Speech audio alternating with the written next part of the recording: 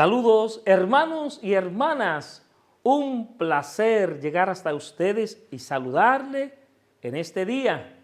Una vez más nos encontramos en este su espacio, siente y vive la palabra de Dios.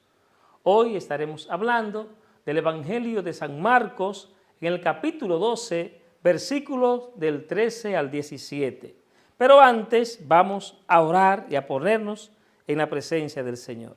En nombre del Padre, del Hijo y del Espíritu Santo. Amén. Padre amado, te damos gracias. Gracias por este día. Gracias por tu presencia en nuestras vidas.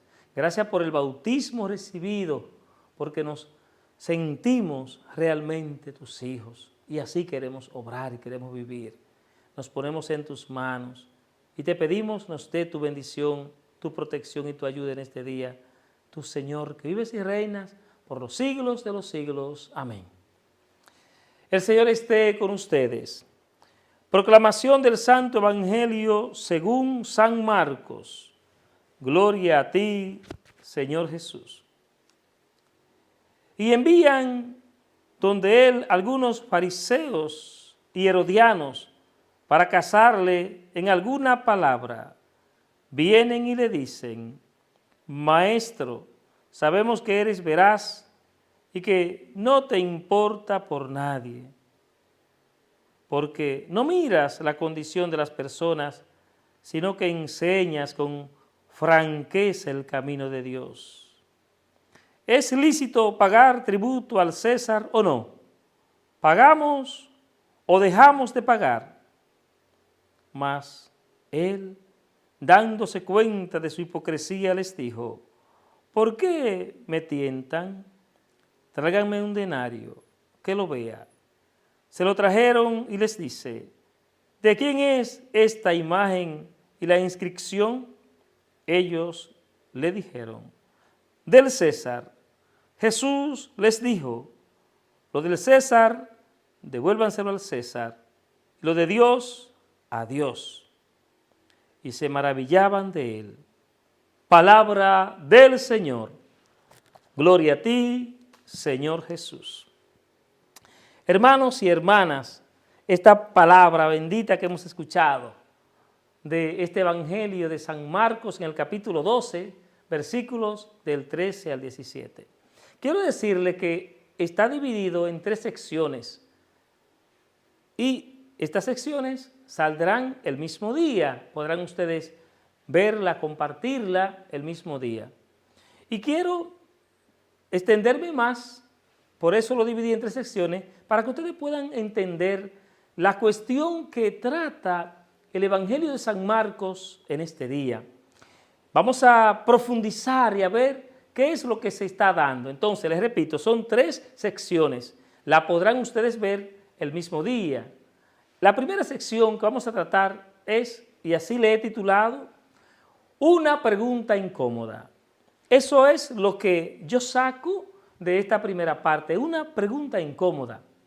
Nos encontramos en el texto del Evangelio en la última semana antes del tremendo desenlace de la cruz. Ya Jesús, una semana antes, se mueve para partir después, según el Evangelio de Marcos, hacia Jerusalén. Cristo se hallaba rodeado de la maldad y de las maquinaciones de sus enemigos, que buscaban por todos los medios la forma de desacreditarle ante el pueblo y destruirle. En el pasaje vemos cómo 2 grupos rivales del judaísmo se unieron para presentarle una pregunta sobre un tema que mantenía dividida a la sociedad judía de su tiempo: la cuestión del pago del impuesto a Roma. Tenía una pregunta política. Sin duda, su propósito era enfrentarlo con las multitudes o también con el poder político de Roma. Pero Cristo no solo salió airoso de la situación, sino que aprovechó la ocasión para continuar su enseñanza sobre el tema de la autoridad. En los pasajes anteriores hemos visto la autoridad de Cristo frente a los gobernantes judíos de aquel tiempo, mientras que ahora vamos a considerar su autoridad frente a los poderes políticos de su día. El texto comienza diciendo que le enviaron algunos de los fariseos y de los herodianos. Mientras enseñaba en el templo, Jesús fue abordado por una extraña delegación. Llegaron allí dos enemigos que se juntaron. Llegaron. Una delegación. Se pusieron de acuerdo. Vamos a acabar con él. Llegó aquella delegación. A más de uno les resultaría sorprendente ver llegar juntos a un grupo de fariseos o de herodianos porque eran enemigos. No debemos olvidar que existía una profunda enemistad entre ambos, mientras que los herodianos constituían un partido político que apoyaba al gobierno de Roma y a la dinastía de Herodes, simpatizando además con los valores de la cultura helenística o helenista. Los fariseos, por el contrario, eran una secta religiosa del judaísmo que se caracterizaban por su patriotismo y por defender los principios de la ley de Moisés, de Dios, conforme a la tradición de los ancianos. Difícilmente podríamos imaginarnos dos grupos más opuestos que esto para ir en contra de Jesús. Pero sin embargo, hermano, dejaron a un lado sus diferencias y se aliaron contra Jesús porque lo veían como un oponente, un mayor oponente. Recuérdense que Jesús ya había dicho en este mismo San Marcos que la piedra que desecharon los arquitectos es ahora la piedra angular, y esto chocó mucho con estas autoridades judías. Y por supuesto, esta no fue la última ocasión en la que el poder de las autoridades religiosas, los escribas, los fariseos, los herodianos y el político se han unido contra Cristo y su evangelio. Hay muchos pasajes donde vemos que ellos se unían con la intención de acabar con Cristo. Una pregunta, como le decía, incómoda. El propósito de la pregunta, ¿cuál era? Primeramente notemos cuáles eran las intenciones reales de su pregunta. En el fondo había una intención, había, digamos así, un pecado, había una intención malévola, mala. Ellos no deseaban aprender de Jesús. Ellos no preguntaron porque querían aprender de Jesús. No, no fue por esto que preguntaron. Ni tampoco tenían un deseo genuino de resolver alguna cuestión ética o moral que les preocupara, tampoco. De hecho, a pesar del lenguaje que emplearon en su planteamiento, ninguno de ellos aceptaba la autoridad de Jesús, ni estaban dispuestos a seguir sus indicaciones. Todo esto tenía de fondo ya una intención de descrédito, una intención de despreciar a la persona. Esto era lo que buscaban. Quedaba claro que tenían una segunda intención y que su propósito era tenderle una trampa a Jesús, inducirle a decir algo que pudiesen emplear más tarde para acusarle. Como ustedes ven después en el Evangelio de San Juan, que ya no necesitamos oír nada más, acaben con él. Y fíjense, y el Señor Jesús percibió esta maldad, pero habla también de hipocresía en sus opositores. Habla de esta hipocresía porque esto es ser hipócrita. ¿Cómo yo me voy a acercar a alguien a hacer una pregunta cuando no llevo una sana intención? Ellos llevaban su corazón ya lleno de odio, de rivalidad, de envidia hacia Jesús. La forma, hermano, tenemos que poner mucha atención. La forma en la que presentaron la pregunta, es importante esto. Fíjense la forma, como sofista, hermosísima, bella, pero es como cuando a ti te están clavando un cuchillo. Una pregunta como bonita, linda, bella. Antes de presentar sus preguntas, miren, hicieron varias afirmaciones acerca de la forma de enseñar de Jesús que eran ciertas y que siguen siendo un modelo para nosotros los cristianos. Pero ellos se fueron como palomita, palomita, por debajo. Y ellos utilizan esta expresión, maestro. Sabemos que eres un hombre veraz, oigan bien, es decir, un hombre que actúa en la verdad. Con verdad enséñase el camino de Dios, le dicen. Enséñase el camino de Dios. Es decir, les reconocían como un maestro que enseñaba el camino de Dios con verdad. Ellos sabían, conocían. Y esto no puede pasar a nosotros, que conociendo la verdad, no la vivimos, no la vivimos. Y esta gente lo sabían. Un hombre veraz, una persona en la verdad. Ellos sabían que Jesús vivía en la verdad. Y también dicen que no te cuidas de nadie. Es decir, que admitían también que no se dejaba sobornar por nadie. Jesús no se dejaba sobornar por nadie, sino que era fiel a Dios, a su Padre, a su enseñanza, no acomodando su mensaje a lo que agradaba a la gente.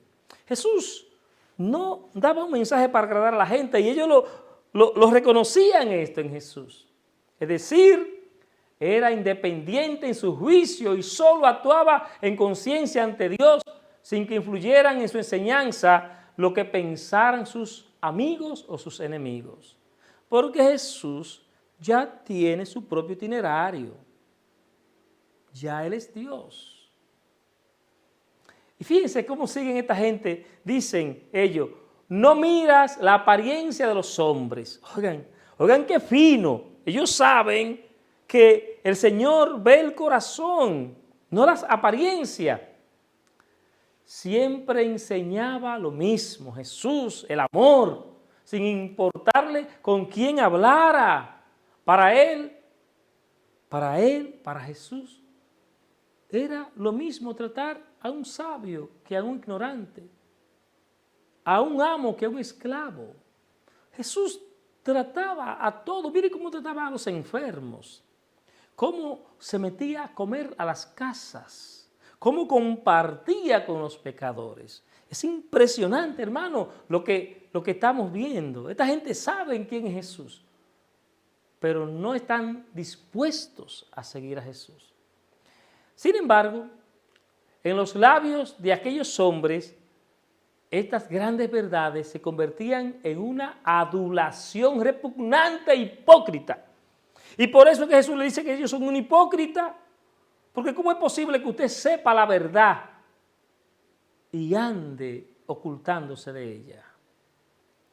Su verdadero propósito era disipar, hermano, las sospechas que pudiera tener Jesús y comprometerle a dar una respuesta con la que ellos pudiesen dañar su reputación ante el pueblo para enfrentarlo, ¿saben qué? Con el gobierno romano, con Roma que está gobernando. Tenemos que agarrarlo, tenemos que sorprenderlo. No tenemos una grabadora aquí, como ahora, no tenemos un medio, pero aquí está la gente. Tiene que ser, la pregunta tiene que ser, ¿dónde? Donde haya gente, cerca de la gente, para sorprenderlo, para acusarlo. Ellos serán los testigos. De alguna manera, querían forzarle a manifestar su pensamiento sobre un tema muy conflictivo y sin temor a los presentes. Tenemos que acusarla a Jesús y tenemos que hacerlo hablar. Hay que hacerlo hablar. Si él habla, se dice que por el anzuelo se toma el pez, ¿verdad? Así, vamos a hacer lo que él hable.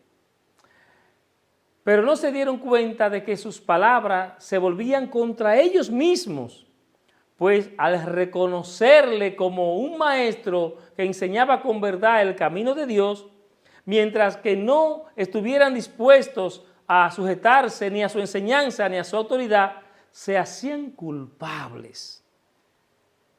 Dicho de otro modo, hermano, esto es que Jesús ahora, que lo quieren agarrar, también en su trampa están ellos cayendo con estas palabras. Dicho todo esto, en cuanto a la situación por la que atravesó Jesús, no estará de más que nosotros mismos recordemos que debemos ser especialmente cautelosos cuando la gente nos lisonjea, nos da palabra, nos dice cosas bonitas. A nosotros nos gusta que nos digan cosas bonitas. A Jesús le estaban diciendo cosas bonitas, pero estamos clavando un cuchillo. Esas palabras de grande, de majestuoso, de poderoso, y Jesús clavándole un cuchillo por detrás. Tengamos cuidado, porque por lo general los halagos vienen con un dardo venenoso detrás de ellos, con un dardo venenoso detrás de ellos. Por eso, hoy, pidámosle a Jesús, en esta primera parte, porque esta es la primera parte, pidámosle a Jesús que nos dé la gracia de no decir palabras para halagar a nadie y después estarle haciendo daño. Que las palabras que salgan de nosotros sean palabras sinceras y verdaderas, nunca con malas intenciones, sino palabras que produzcan vida y hagan al otro realmente decirle la verdad, no para hacerlo sentir bien, para engañarlo, como querían hacer con Jesús. Padre Santo, te damos gracias. Gracias, Jesús, porque tú nos pides en tu palabra que sigamos viviendo de acuerdo al Evangelio, conforme al Evangelio. Bendícenos hoy, fortalécenos. Tú que vives y reinas por los siglos de los siglos. Amén. Hermanos y hermanas, y les espero en la segunda parte de este tema, Jesús y las autoridades, así se llama. Y la bendición de Dios Todopoderoso, Padre, Hijo y Espíritu Santo, descienda sobre ustedes y permanezca para siempre. El Señor le bendiga.